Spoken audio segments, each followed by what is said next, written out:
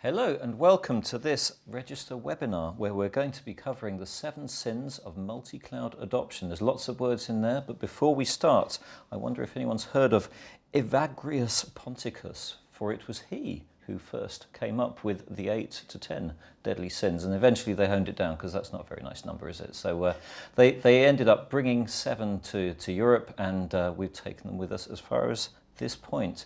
And to talk about none of that, but to talk very much about multi-cloud adoption. I know, it was going off on one already, wasn't it? That's my bad habit. So to talk about none of that, but to talk about multi-cloud adoption, I have with me Chris Saxton of Automation Logic. Chris, maybe you could say a few things about what you're wanting people to get out of this session. Thanks for having me. I think the purpose of this session is to try and share some of the things that we've learned along the way from the multitude of cloud adoption programs and projects we've participated in over our 8-year history.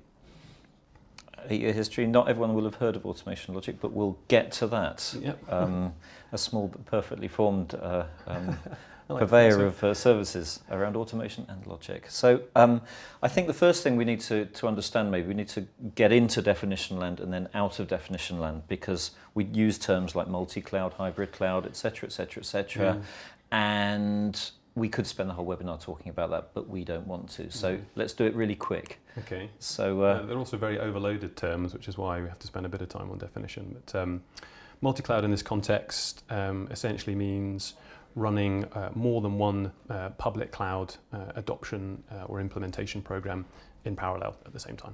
Okay, so it's simple as that. So back in the day, Amazon and so on said, you only need one cloud. And then people said, no, I don't. And therefore they started talking about hybrid, which was merging stuff. And now it's kind of trying to do everything, which is where it's all going horribly wrong. I think that usually comes from a sort of fear of lock-in, but I think our thinking around lock-in has sort of matured somewhat, and now we just sort of see it a bit like a tax. So it has a cost, but it's not something to be completely avoided at all costs.